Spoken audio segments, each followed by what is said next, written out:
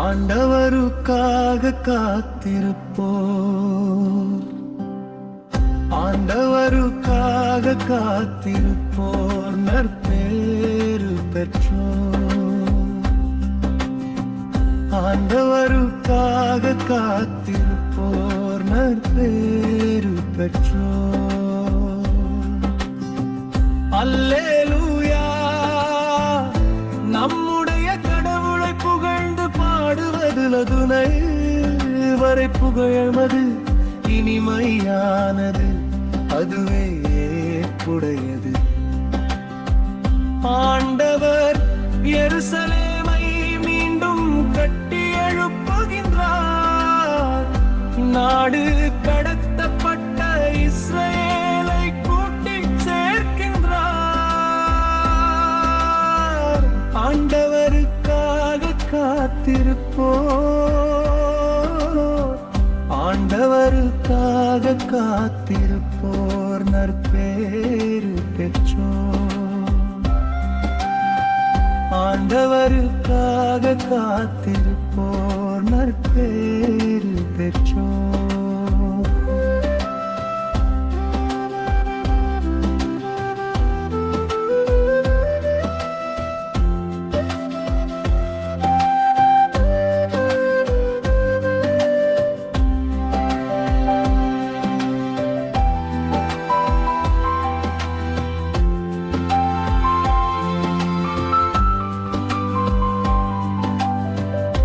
உடைந்த உள்ளத்தோரை குணப்படுத்துகின்றார். அவர்களின் காயங்களை கட்டுகின்றார். விண்ணீங்களின் இலக்கத்தை எண்ணி அவை ஒவ்வொன்றையும் பெயர் சொல்லி அழைக்கின்றார். ஆண்டவருக்காக காத்திருப்போம், ஆண்டவருக்காக காத்திருப்போர் நற்பேறு பெற்றோர். ஆண்டவருக்காக காத்திருப்போர் நற்பேறு பெற்றோர்.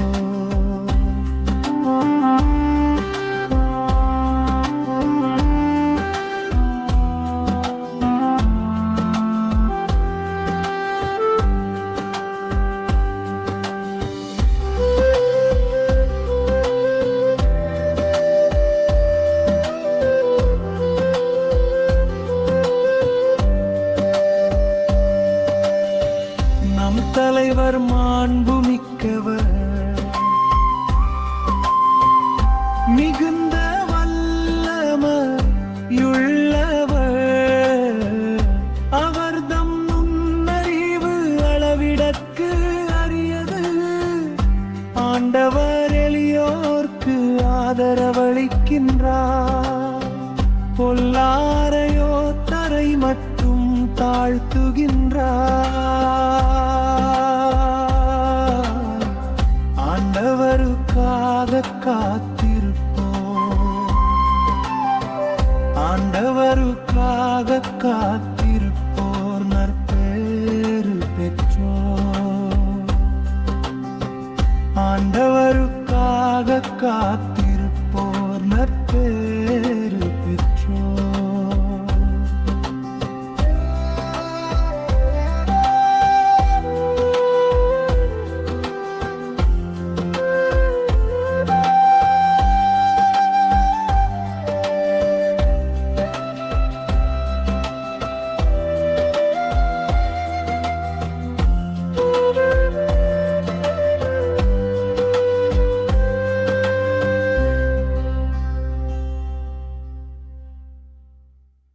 Praise the Lord. Praise the Lord. அன்பு தந்தையே, இந்த புதிய நாளுக்காகவும் இந்த புதிய வாய்ப்புகளுக்காகவும் உமக்கு நன்றி செலுத்துகிறோம். இன்று நாங்கள் தியானிக்கும் உமது வார்த்தைகள் எங்கள் உள்ளத்தில் ஆழமாக பதிந்து எங்கள் வாழ்வை வழிநடத்தட்டும். இந்த நன்றியின் மன்றாட்டை எங்கள் சகோதரராகிய இயேசுவின் பெயரில் உம்முன் வைக்கிறோம் அப்பா. ஆமேன். ஒரு பெரிய மருத்துவமனையோட அவசர சிகிச்சை பிரிவை நீங்க பாத்திருக்கீங்களா? அத ஒரு நிமிஷம் கற்பனை செஞ்சு பாருங்களேன். திடீர்னு ஒரு பெரிய விபத்து நடந்திருக்கு. ஒரே நேரத்துல பல நோயாளிகள் உள்ள வராங்க. ஆமா, ஒரு பதட்டமான சூழல். அங்க இருக்கிற மருத்துவர்களும் செவிலியர்களும் ரொம்ப குறைவு. ஒவ்வொரு உயிருக்கும் போராடிட்டு இருக்காங்க. அந்த நேரத்துல ரொம்ப அனுபவமுள்ள ஒரு தலைமை மருத்துவர் உள்ள வராரு. சரி. அவர் கொஞ்சம் கூட பதச்சப்படல. அங்க இருக்கிறவங்கள கூப்பிட்டு, நீங்க 4 பேர் ஒரு டீம், நீங்க முதலுதவி பண்ணுங்க, நீங்க மருந்துகளை தயார் பண்ணுங்க அப்படின்னு தெளிவா பணிகள் பிரிக்கிறார். ஓ, அந்த இடத்துல ஒரு ஒழுங்கு வருது. ஆமா, அவரோட வருகையும் அந்த வழி நடத்துதலும் அந்த இக்கட்டான சூழலையே மாத்திடுது இல்லையா? ஒரு நம்பிக்கை வருது. இன்றைய நற்செய்தி நிகழ்வு எனக்கு அதான் ஞாபகப்படுத்துச்சு.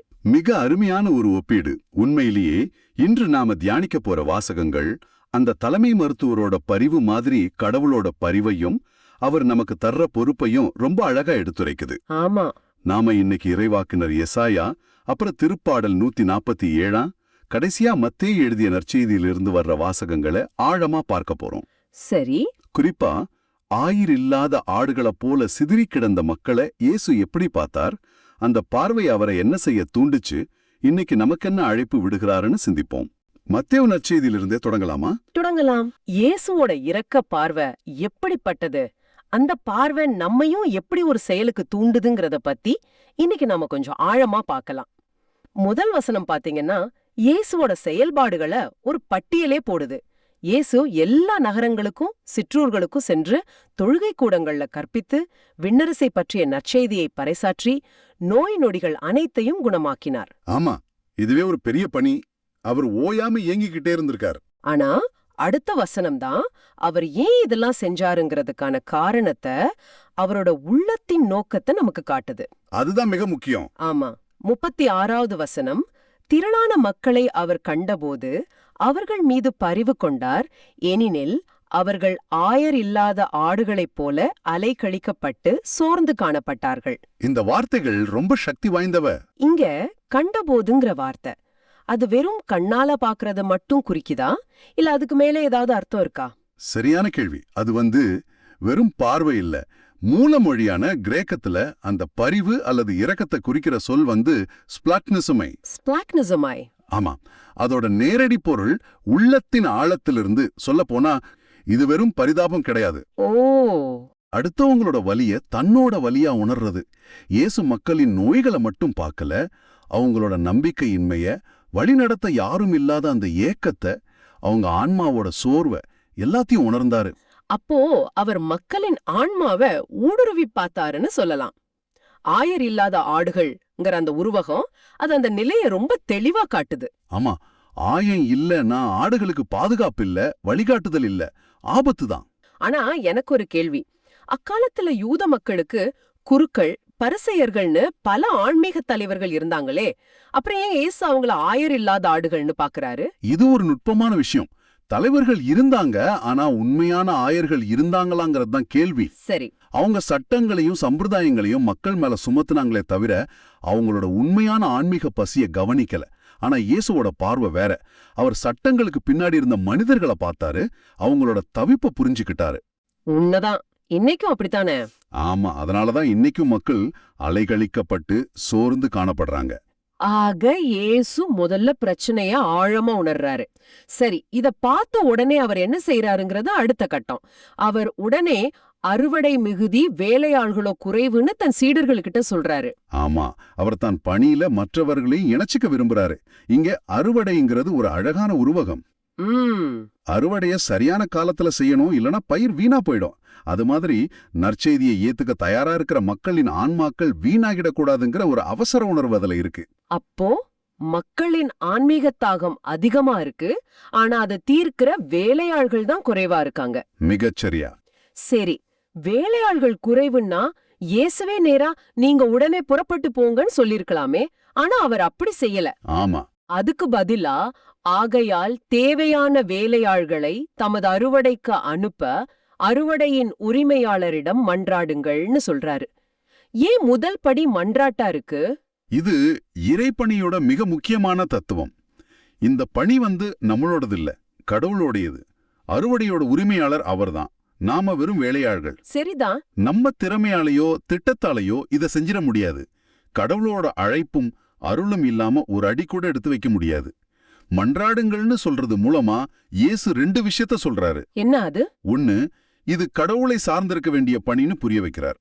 2வது, இந்த பணியோட தேவையை உணர்ந்து அதுக்காக பாரம் கொள்ள வேண்டியதும் நாம தான் உணர்த்துகிறார். ஓ, அப்ப மன்றாட்டம்ங்கிறது நம்மள அந்த பணிக்கு தயார்படுத்துற ஒரு செயல். ஆமா, எப்போ நாம ஒரு தேவைக்காக உள்ளத்தின் ஆழத்திலிருந்து மன்றாடுறோமோ அப்போ அந்த பணியை செய்ய நாமே தயாராயிடுறோம். அருமையான விளக்கம். சரி, அந்த மன்றாட்டிற்கு பிறகு என்ன நடக்குது? இப்போதான் செயல்பாடு வருது. இயேசு 12 சீடர்களையும் அழைத்து அவங்களுக்கு அதிகாரத்தை அளிக்கிறார். ஆமா, இப்பதான் அவங்க உண்மையான வேலையாள்களா மாறுறாங்க.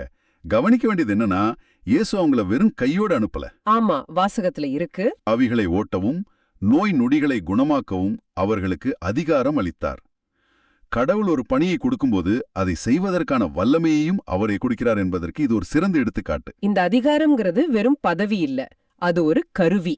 நற்செய்தியே வெறும் வார்த்தையால சொல்லாம செயலால நிரூபிக்க கொடுக்கப்பட்ட கருவி. உண்மை. அதுக்கப்புறம் அவர் கொடுக்கிற கட்டளைகள் இன்னும் தெளிவா இருக்கு. விண்ணரசு நெருங்கி வந்துவிட்டது என பறைசாற்றுங்கள், நலம் குன்றியவர்களை குணமாக்குங்கள், இறந்தோரை உயிர் பெற்று எழச் செய்யுங்கள், தொழுநோயாளரை நலமாக்குங்கள், பேய்களை ஓட்டுங்கள். இங்க வார்த்தைகளும் செயல்களும் எப்படி இணையுது? 2ம் பிரிக்க முடியாதது. விண்ணரசன் நெருங்கி வந்து விட்டதுங்கிறது ஒரு செய்தி. அந்த செய்தி உண்மைதான் நிரூபிக்கிற அத்தாட்சி தான் இந்த குணமளிக்கும் செயல்கள். ஒரு தொழுநோயாளி குணமாகும் போது விண்ணரசின் வல்லமையை மக்கள் கண்ணால பாக்குறாங்க. நற்செய்திங்கிறது காதால கேட்கறது மட்டும் இல்ல, கண்ணால காண்பதும் வாழ்வுல அனுபவிக்கிறதும் கூட. அதோட இயேசு ஒரு முக்கியமான நிபந்தனையையும் விதிக்கிறாரு. ஒருவேளை எல்லாத்த விட கடினமான நிபந்தனை. கொடையாக பெற்றீர்கள், கொடையாகவே வழங்குங்கள். ஆமா, இதுதான் இறைப்பணியோட அடித்தளம். அந்த தூய்மையை காக்கும் ஒரு ரட்சா கவசம்னே சொல்லலாம். எப்படி? சீடர்கள் பெற்ற அதிகாரம் அவங்களோட சொந்த திறமையால வரல. அது கடவுள்கிட்ட இருந்து கிடைச்ச ஒரு கொடை, ஒரு பரிசு. அதனால அதை வச்சு அவங்க தங்களுக்கு எந்த பலனையும் தேடிக்க கூடாது. சரி. பணம், புகழ், அதிகாரம் எதையும் எதிர்பார்க்காம கடவுளோட அன்பை எப்படி இலவசமா பெற்றாங்களோ அப்படியே மற்றவங்களுக்கும் இலவசமா கொடுக்கணும். இது இறைப்பணிய ஒரு வணிகமா மாறாம ஒரு அன்பு பகிர்வாகவே வச்சிருக்கு. அப்போ நம்ம கிட்ட இருக்கிற எந்த திறமையா இருந்தாலும் சரி, படிப்பு, ஆலோசனை சொல்ற திறமை, எதுவுமே நமக்கு சொந்தம் இல்ல. இல்லவே இல்ல. எல்லாமே கடவுள் கொடுத்த கொடைகள் தான். அத நாம சுயநலம் இல்லாம மத்தவங்களோட நன்மைக்காக பயன்படுத்தணும். இதுதான் அதோட பொருள். மிகச்சரியா. நாம வெறும் கருவிகள் தான். புகழெல்லாம் அந்த கொடையை கொடுத்தவருக்கே சேரணும். சரி, எசாயா 33:22ல ஆண்டவரே நமது நீதித் தலைவர், ஆண்டவரே நமது நியமம் வழங்குபவர், ஆண்டவரே நமது வேந்தர், அவரே நமக்கு மீட்பளிப்பவர்னு வாசிக்கிறோம். இந்த வாசகம் நாம இதுவரைக்கும் பேசினதுக்கு எப்படி ஒரு மணிமகுடம் மாதிரி அமையுது? இது ஒரு அற்புதமான இணைப்பு. சீடங்களுக்கு அதிகாரம் கொடுக்கப்பட்டிருந்தாலும் உண்மையான அதிகாரம் யார்கிட்ட இருக்குன்னு இந்த பதிலுரை பாடல் எனக்கு ஞாபகப்படுத்துது. ஆமா, நீதி வழங்குபவர், சட்டம் இயற்றுபவர், ஆட்சி செய்பவர், மீட்பளிப்பவர் எல்லாமே ஒரே ஆண்டவர் தான். ஆமா, சீடர்கள் அந்த வேந்தரோட பிரதிநிதிகள் மட்டுமே. அவங்க குணப்படுத்தினாலும் குணப்படுத்துற சக்தி ஆண்டவருடையது. அவங்க விண்ணரசை அறிவிச்சாலும் அந்த அரசோட வேந்தர் ஆண்டவர். அப்போ இறைப்பணியில ஒரு பெரிய ஆபத்து இருக்கு. நமக்கு கொடுக்கப்பட்ட அதிகாரத்தை நாமளே உரிமையாளர்னு நினைச்சுக்கிற ஆபத்து. கண்டிப்பா. நான் தான் இதை செஞ்சேங்கிற அகந்த வந்துரு வாய்ப்பு இருக்கு. ஆனா இந்த பதிலுரை பாடல் இல்ல, நீ ஒரு வேலையாள் தான், வேந்தர் ஆண்டவர்னு தெளிவா சுட்டி காட்டுது. கடவுள் நம்மள நம்பி அதிகாரத்தை கொடுக்கறாரு. ஆனா அந்த அதிகாரத்தின் மூலமா நாம இல்ல, அவர்தான் மகிமைப்படணும். ஆண்டவரே நமது வேந்தர்னு நாம் அறிக்கையிடும்போது நம்ம சொந்த விருப்பங்கள் அங்க முதன்மைப்படுத்தப்படக்கூடாது. ஆஹா, முதல் படி இயேசுவைப் போல இரக்கமுள்ள பார்வையோட மக்களின் உண்மையான தேவைகளை பாக்குறது. 2வது படி, அந்த தேவைகளை கண்டதும் நம்ம சொந்த பலத்துல செயல்படாம அறுவடையின் உரிமையாளராகிய கடவுள்கிட்ட மன்றாடுறது. 3வது படி, அவர் கொடுக்கிற அதிகாரத்தையும் அருளையும் ஏத்துக்கிட்டு வெறும் வார்த்தையால மட்டும் இல்லாம செயல்களாலேயும் விண்ணரசின் நற்செய்திய பறைசாற்றுது. 4வது மற்றும் ரொம்ப அடிப்படையான படி, நாம பெற்றது எல்லாமே கொடதான்னு உணர்ந்து எந்த பிரதிபலனையும் எதிர்பார்க்காம தூய்மையான உள்ளத்தோட அந்த பணியை செய்வது. அப்புறம் எல்லா புகழையும் உண்மையான வேந்தராகிய ஆண்டவருக்கே கொடுப்பது. ஆஹா, இன்றைய வாசகருவை இயேசுவின் இரக்கத்தால் தொடப்பட்டு கடவுளோட அறுவடை பணிக்கு நம்மளையே அர்ப்பணிக்க ஒரு அழைப்பு விடுக்குது. ஆமா, அது ஒரு பெரிய மேடையில பேசும் பணியா இருக்க வேண்டிய அவசியம் இல்ல. நம்ம அன்றாட வாழ்வுல நாம சந்திக்கிற மனிதர்கள் கிட்ட ஒரு சின்ன இரக்கச் செயலை காட்டுறது மூலமா கூட நாம இந்த அறுவடை பணியில பங்கெடுக்க முடியும். திருத்தந்தை பிரான்சிஸ் அவர்கள் ரொம்ப அழகா விளக்கியிருக்காரு. நாம ஏன் நற்செய்தி அறிவிக்கணும் அப்படிங்கிற கேள்விக்கு இதுதான் பதில்னு அவர் சொல்றாரு. நற்செய்தி அறிவிப்பு நம்ம திறமையாலேயோ இல்ல நம்ம பேச்சாற்றலாலையும் தொடங்குறதில்லை. இல்ல, அது நாம தகுதியே இல்லாம இலவசமா பெற்றுக்கொண்ட ஒரு பெரிய கொடையோட மகிழ்ச்சியிலிருந்து தொடங்குது. இயேசுவை சந்திச்ச அந்த அனுபவம், நாம அன்பு செய்யப்படுறோம், மீட்கப்பட்டிருக்கோம்னு உணர்றது, இதுதான் அந்த இலவசமான கொடை இல்லையா? ஆமா, இத நாம சம்பாதிக்கல, நமக்கு அன்பளிப்பா கொடுக்கப்பட்டது. திருத்தந்தை சொல்ற மாதிரி இது நமக்குள்ளேயே வச்சுக்க முடியாத அளவுக்கு ஒரு பெரிய பரிசு. நிச்சயமா. ஒரு நல்ல சினிமா பார்த்தா கூட உடனே நம்ம நண்பர்கள் கிட்ட நீ கண்டிப்பா இத பார்க்கணும்னு சொல்றோம் இல்லையா? ஆமா, அதை விட 1000 மடங்கு பெரியது இந்த மீட்போட அனுபவம். இத பகிரணுங்கிற உந்துதல் உள்ளுக்குள்ள இருந்து இயல்பா வரணும். ஒரு கடமையா இல்லாம ஒரு மகிழ்ச்சியோட ஒரு நன்றியோட வெளிப்பாடா இருக்கணும். அத பகிரும் விதமும் ரொம்ப முக்கியம். எப்படி இலவசமா வாங்கிக்கிட்டோமோ அதே இலவசமான மனநிலையோடு தான் அதை பகிரணும், எந்த ஒரு பிரதிபலனையும் எதிர்பார்க்காம. நமக்கு ஒரு கொடை கொடுக்கப்பட்டிருக்கு, அதனால நாம மற்றவங்களுக்கு நம்மை கொடையா கொடுக்க அழைக்கப்பட்டிருக்கோம். அருமை. இப்போ நற்செய்தியில நாம பார்த்த அந்த மக்கள் ஒரு மீட்புக்காகவும் வழிகாட்டுதலுக்காகவும் காத்திருந்தாங்க இல்லையா? ஆமா, அந்த காத்திருப்புக்கு பின்னாடி கடவுளோட வாக்குறுதிகள் இருந்துச்சு. அந்த வாக்குறுதியை தான் இன்றைய முதல் வாசகம், இறைவாக்கினர் எசாயாவுடைய வாசகம் மிக தெளிவா காட்டுது. ஒரு சின்ன நிகழ்வுல இருந்து ஆரம்பிக்கலாம்னு நினைக்கிறேன். சொல்லுங்க. ஒருமுறை ஒரு இளைஞன் ஒரு பெரிய மலைப்பகுதிக்கு பயணம் போறான். திடீர்னு பயங்கரமான பனிப்பொழிவு. அவனுக்கு வழியே தெரியல, பாதையெல்லாம் மூடிருச்சு. எங்கே போறது என்ன பண்றதுன்னு தெரியாம தவிச்சிட்டு நிக்கிறான். சரி. அப்போ ரொம்ப தூரத்துல ஒரு சின்னதா ஒரு ஒளி தெரியுது. அந்த ஒளிய பார்த்ததும் அவனுக்குள்ள ஒரு புது நம்பிக்கை வருது. அந்த ஒளிய நோக்கியே நடக்க ஆரம்பிக்கிறான். அது ஒரு சின்ன குடில். அங்க இருந்தவர் அவனுக்கு வழிகாட்டினார்.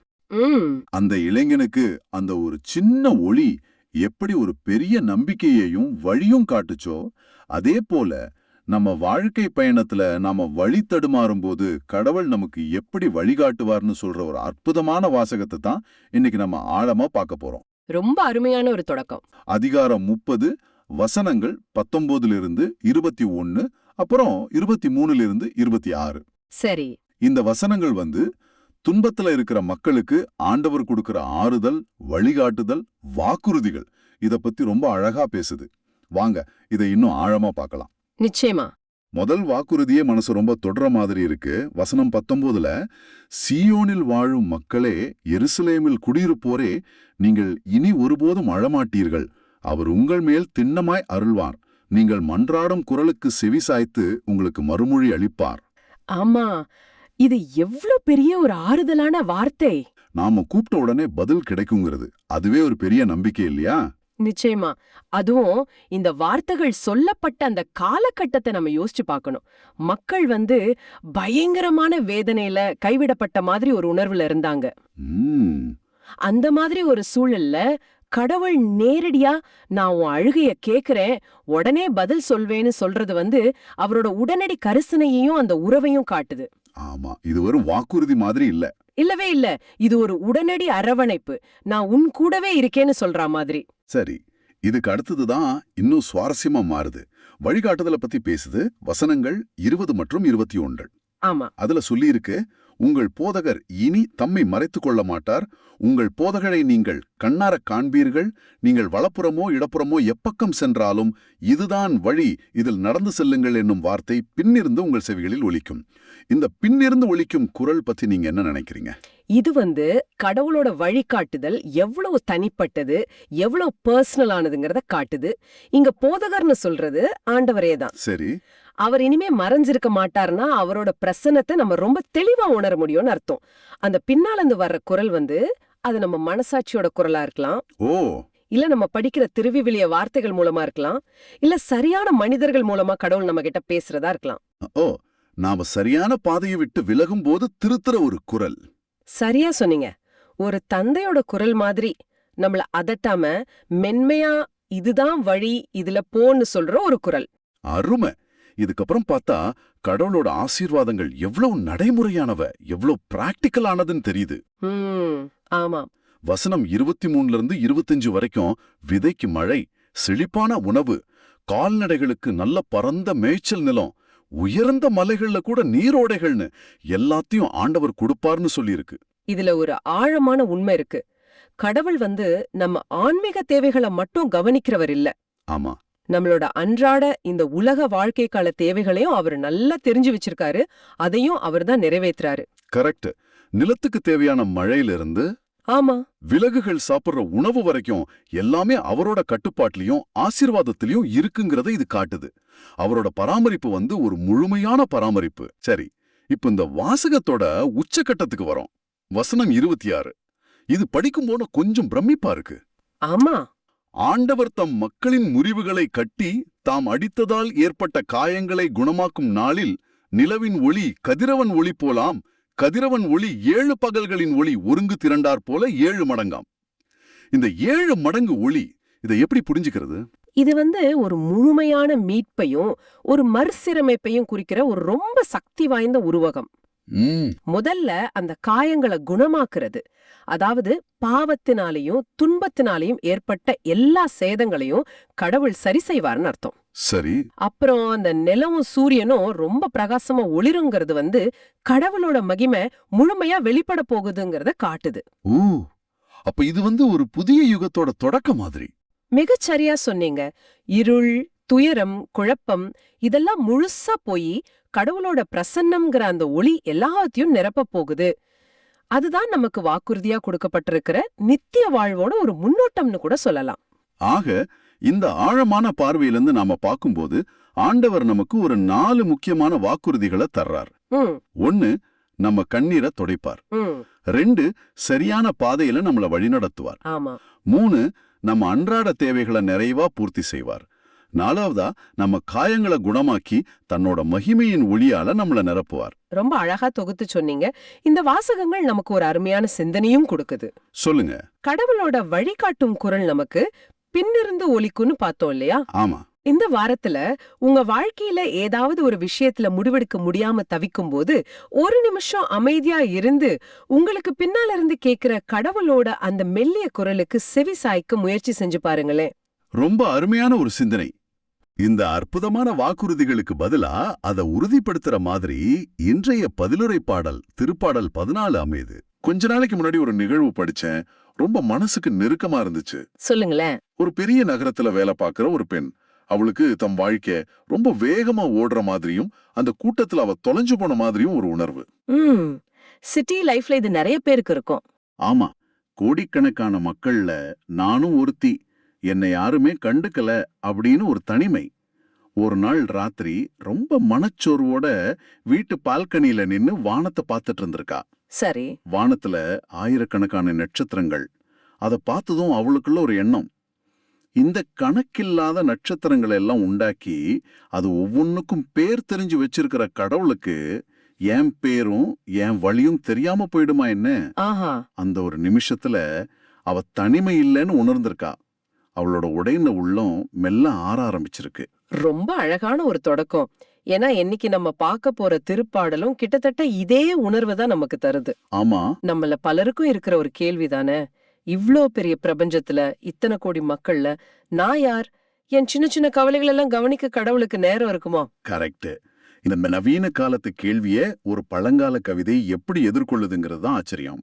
ஆமா, இன்னைக்கு நாம திருப்பாடல்கள் 147 முதல் 6 வசனங்களை கொஞ்சம் ஆழமா பார்க்க போறோம். இந்த உரையாடலோட நோக்கமே இந்த பழைய வரிகள் எப்படி நம்மளோட இன்றைய வாழ்க்கைக்கு பொருந்துது, அது நமக்கு என்ன சொல்ல வருதுன்னு பாக்குறது தான். சரி, அப்போ ஆரம்பிக்கலாம். இந்த திருப்பாடலோட பல்லவி ஆண்டவருக்காக காத்திருப்போரே நற்பேறு பெற்றோர். கடவுளுக்காக காத்திருக்கிறது ஒரு பாக்கியம்னு சொல்லுது. ஆனா காத்திருக்கிறது அவ்வளவு சுலபமான விஷயம் இல்லையே. நிச்சயமா இல்ல. அதனாலதான் முதல் வசனமே ரொம்ப சுவாரஸ்யமா ஆரம்பிக்குது. நம்முடைய கடவுளை புகழ்ந்து பாடுவது நல்லது, அவரை புகழ்வது இனிமையானது, அதுவே ஏற்றது. இதுல எனக்கு ஒரு கேள்வி வருது. வாழ்க்கையில எல்லாம் நல்லா இருக்கும்போது கடவுளை புகழ்றது சுலபம். ஆனா மனசு உடைஞ்சு வாழ்க்கை செதறி போயிருக்கும் போது அப்போ எப்படி ஒருத்தரால புகழ முடியும்? இது ஒரு முரண்பாடு மாதிரி தெரியலையா? மிக முக்கியமான கேள்வி.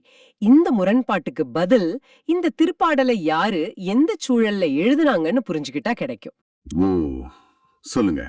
இது பாபிலோனிய போருக்கு பிறகு நாடு கடத்தப்பட்டு பல வருஷங்கள் கழிச்சு சொந்த ஊருக்கு திரும்பி வந்த இஸ்ரேல் மக்களால் பாடப்பட்டிருக்கலாம்னு சொல்றாங்க. அப்படியா?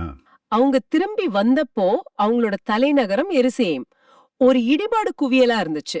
வீடு இல்ல, கோயில் இல்ல, பாதுகாப்பு இல்ல, எல்லாத்தையும் இழந்து நின்ன ஒரு தலைமுறை அவங்க. ஓ, அப்போ அவங்க வெறும் சந்தோஷத்துல பாடல, வலியோட உச்சத்துல பாடிருக்காங்க. அதேதான். அந்த சூழல்ல தான் அவங்க கடவுளை புகழ்வது இனிமையானதுன்னு சொல்றாங்க. ஏன்? அதற்கான காரணத்தை அடுத்த வரியிலே சொல்றாங்க. வசனம் 2. ஆமா, ஆண்டவர் எருசலேமை மீண்டும் கட்டி எழுப்புகின்றார், நாடு கடத்தப்பட்ட இஸ்ரேலரை கூட்டிச் சேர்க்கின்றார். அவங்க புகழ்ச்சிக்கு காரணம் அவங்களோட இடிபாடுகளுக்கு மத்தியிலையும் கடவுள் மீண்டும் கட்டி எழுப்பும் செயலை ஆரம்பிச்சிட்டாங்கிற நம்பிக்கைதான். அப்போ எருசலேமை கட்டுவதுங்கிறது வெறும் செங்கற்களை வச்சு கட்டடங்களை கட்டுறது இல்ல, அது ஒரு உருவகம் இல்லையா? சரியா சொன்னீங்க. நம்ம வாழ்க்கை சில நேரங்கள்ல சிதறி போகலாம். வேலை, உறவுகள், நம்பிக்கை எல்லாமே நொறுங்கி போகலாம். அப்போ இந்த வசனம் என்ன சொல்லுதுன்னா, கடவுள் வெறும் குப்பைகளை அப்புறப்படுத்துறவர் மட்டும் அல்ல, அவர் ஒரு மாஸ்டர் ஆர்கிடெக்ட் மாதிரி. அருமையான விளக்கம். இடிஞ்சு போன அதே இடத்துல முன்னாடி இருந்ததை விட இன்னும் வலுவான அழகான ஒன்றை கட்டுவதற்கான ஒரு புதிய வரைபடத்தை அவர் வச்சிருக்கார். ஆமா, சிதறி போன ஒரு சமூகத்தை, ஒரு தேசத்தை ஒன்றிணைக்கிற ஒரு பெரிய செயலை சொல்றாங்க. இது ஒரு சமூக பார்வை. ஆனா இந்த திருப்பாடல் இதோட நிக்கல. இன்னும் ஆழமா போகுதா? ஆமா, ஒரு சமூகத்தின் காயங்களை மட்டும் இல்ல, தனிப்பட்ட மனிதனுடைய காயங்களையும் கடவுள் கவனிக்கிறார்னு அடுத்த பகுதிக்கு நம்மள கூட்டிட்டு போகுது. ஆமா, இங்கதான் இந்த திருப்பாடல் ரொம்பவே தனிப்பட்டதாகவும் மனதுக்கு நெருக்கமானதாகவும் மாறுது. வசனம் 3 சொல்லுது, உடைந்த உள்ளத்தோரை குணப்படுத்துகின்றார், அவர்களின் காயங்களை கட்டுகின்றார். எவ்வளவு ஆறுதலான ஒரு வரி. ஒரு பெரிய சமூக பிரச்சனையில இருந்து நேர ஒரு தனிநபரின் உடைந்த இதயத்துக்குள்ள கேமரா ஜூம் ஆகுற மாதிரி இருக்கு. உண்மைதான். இதுல இன்னொரு ஆழம் இருக்கு. குணப்படுத்துகின்றார் என்பதற்கு பயன்படுத்தப்பட்டிருக்கும் மூல எபிரேய வார்த்தை ராஃபா. ராஃபா? ஆமா, இந்த வார்த்தைக்கு அர்த்தம் வெறும் மேலோட்டமா காயத்துக்கு மருந்து போடுறதில்ல, முழுமையா சரி செய்வது, மீண்டும் பழைய நிலைக்கு கொண்டு வருவதுன்னு அர்த்தம்.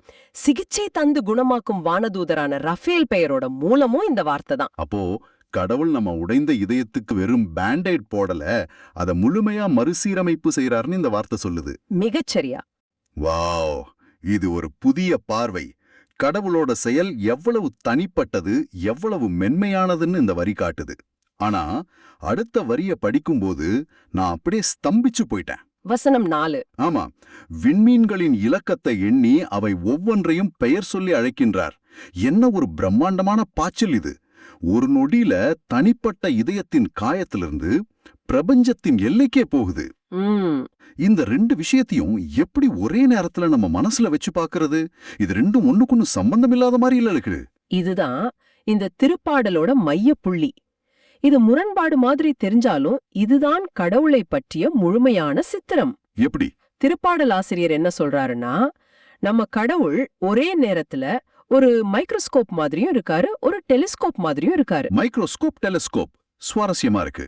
ஆமா, நம்ம இதயத்துக்குள்ள இருக்கிற கண்ணுக்கு தெரியாத மிகச்சிறிய வலியையும் காயத்தையும் பார்க்கக்கூடிய அளவுக்கு அவர் நெருக்கமானவர். அதே நேரத்துல நம்ம கற்பனைக்கு எட்டாத பில்லியன் கணக்கான நட்சத்திர கூட்டங்களையும் நிர்வகிக்கக்கூடிய அளவுக்கு அவர் பிரம்மாண்டமானவர். அப்போ அவருடைய பிரம்மாண்டமான சக்தி நம்ம மேல அக்கறை இல்லாம இருக்கிறத காட்டல. இல்லவே இல்ல. அதுக்கு பதிலா அவ்வளவு பெரிய சக்தி உள்ள ஒருத்தர் நம்ம மேல தனிப்பட்ட கவனம் வைக்கிறாருங்கிறது எவ்வளவு பெரிய விஷயம்னு காட்டுது. மிக சரியா சொன்னீங்க.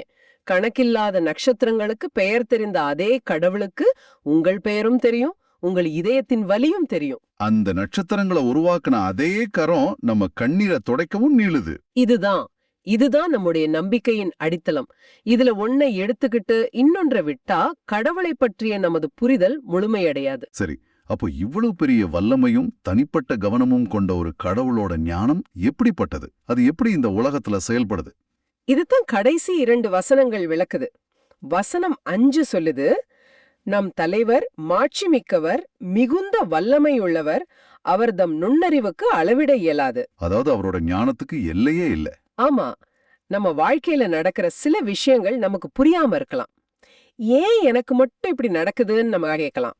ஆனா அந்த எல்லா புதிர்களுக்கும் பின்னாடி இருக்கிற பெரிய சித்திரத்தை அவர் அறிந்திருக்கிறார். ஆனா இந்த எல்லையற்ற ஞானமும் வல்லமையும் எப்படி செயல்படுதுங்கிறது தான் முக்கியமான கேள்வி. கரெக்ட்.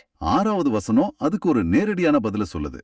ஆண்டவர் எளியோருக்கு ஆதரவளிக்கின்றார், பொல்லாரையோ தரை மட்டும் தாழ்த்துகின்றார். இது கேட்க ரொம்ப நல்லா இருக்கு.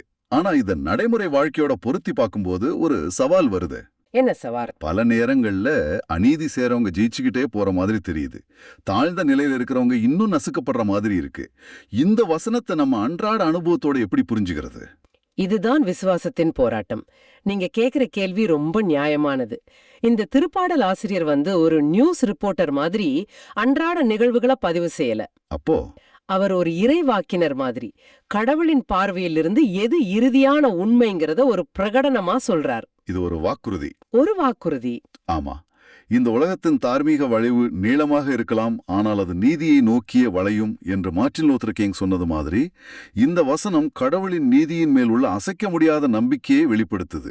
ஒருவேளை நம்ம வாழ்நாள்ல அந்த நீதி முழுமையா நிறைவேறத பார்க்க முடியாம போகலாம். பக்கம் நிக்கிற நீதிதான் நிலைக்கும் அண்ணன் உறுதியான நம்பிக்கையே இது தருது. அப்போ இது அநீதியால் பாதிக்கப்பட்டவங்களுக்கு ஒரு பெரிய நம்பிக்கையின் செய்தி. அவங்க கைவிடப்படல, அவங்களுக்காக பேசுகிற, அவங்க பக்கம் நிக்கிற ஒரு கடவுள் இருக்கிறாருங்கிறத இது நினைவுபடுத்துது. ஆமாம். இப்போ நாம ஆரம்பத்துல பார்த்த அந்த பல்லவிக்கு திரும்பி வருவோம். ஆண்டவருக்காக காத்திருப்போரே நற்பேறு பெற்றோர். இப்போ புரியுதா ஏன் அவருக்காக காத்திருக்கிறது ஒரு பாக்கியம்னு? நாம யாருக்காக காத்திருக்கிறோம்? சிதறி போன நம்ம வாழ்க்கையை மீண்டும் கட்டி எழுப்பும் ஒருவருக்காக காத்திருக்கிறோம். நம்ம உடைந்த உள்ளத்தின் காயங்களை கட்டி அதை முழுமையா குணமாக்கும் ஒருவருக்காக காத்திருக்கிறோம். பிரபஞ்சத்துல உள்ள கோடிக்கணக்கான நட்சத்திரங்களின் பேரை தெரிஞ்சு வச்சிருந்தாலும் நம்ம ஒவ்வொருத்தரோட பேரையும் தெரிஞ்சு நம்ம மேல தனிப்பட்ட அன்பு காட்டுற ஒருவருக்காக காத்திருக்கிறோம். இறுதியா எளியோருக்கு ஆதரவு கொடுத்து ஒரு நாள் நீதியை நிலைநாட்டப் போகிற எல்லையற்ற ஞானம் கொண்ட ஒருவருக்காக காத்திருக்கிறோம். இப்படிப்பட்ட ஒரு கடவுளுக்காக காத்திருப்பது நிச்சயம் வீண் போகாது. அது ஒரு வெறுமையான காத்திருப்பில்ல, அது ஒரு நம்பிக்கையின் செயல். சரியா சொன்னீங்க. இந்த திருப்பாடல் கடவுள் காயங்களை கட்டுகின்றார் என்று சொல்கிறது. இது ஒரு அழகான சிந்தனை. கடவுளுடைய குணமாக்குதலுக்காக நாம் காத்திருக்கும் அதே வேளையில் அந்த குணமாக்குதலில் நாமும் ஒரு கருவியாக இருக்க முடியும். நாம என்ன செய்ய வேண்டும் என்பதை பற்றி யோசித்து பார்க்க இன்றொரு வாய்ப்பு. ஒருவேளை அது கவலையில் இருக்கும் ஒரு நண்பருக்கு நாம் அனுப்பும் ஒரு சின்ன மெசேஜாக இருக்கலாம், அல்லது தனிமையில் வாடும் ஒரு உறவினருடன் சில நிமிடங்கள் தொலைபேசியில் பேசுவதாக இருக்கலாம். ஆமா. நம் வாழ்வில் காயப்பட்டிருக்கும் ஒருவருக்கு நாம் எப்படி கடவுளின் கரங்களாகச் செயல்பட்டு அவர்களுடைய காயங்களை கட்ட உதவலாம்? இதை இன்று சிந்தித்து பாருங்கள். நற்செய்தியிலே இயேசு பரிவு கொண்ட மக்களின் நிலையும் இந்த பாடல்ல சொல்ற கடவுளோட குணமும் எவ்வளவு அழகா பொருந்தி போகுது பாருங்க. ஆமா, அவர் காயங்களை குணமாக்குற, சிதறி போனவங்கள ஒன்னு சேர்க்கிற, எளியோரை தாங்குகிற ஒரு பரிவுள்ள கடவுள். அப்போ இன்றைய வாசகங்கள் உங்களுக்கும் எனக்கும் என்ன சொல்லுது? இதை எப்படி நாம தொகுத்து பார்க்கலாம்?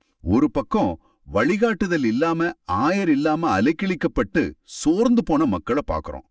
அவங்க கடந்த கால மக்கள் மட்டும் இல்ல, இன்னைக்கும் நம்மை சுற்றி, ஏன் சில நேரங்கள்ல நாமே கூட அப்படித்தான் உணர்றோம். மறுபக்கம் அந்த மக்கள் மேல ஆழ்ந்த பரிவு கொள்ற இயேசுவையும், குணமளிப்பே வழிகாட்டுவேன்னு வாக்களிக்கிற தந்தையாம் கடவுளையும் பாக்குறோம். கடவுளோட இதயம் எப்பவுமே மக்களுக்காக துடிக்குது.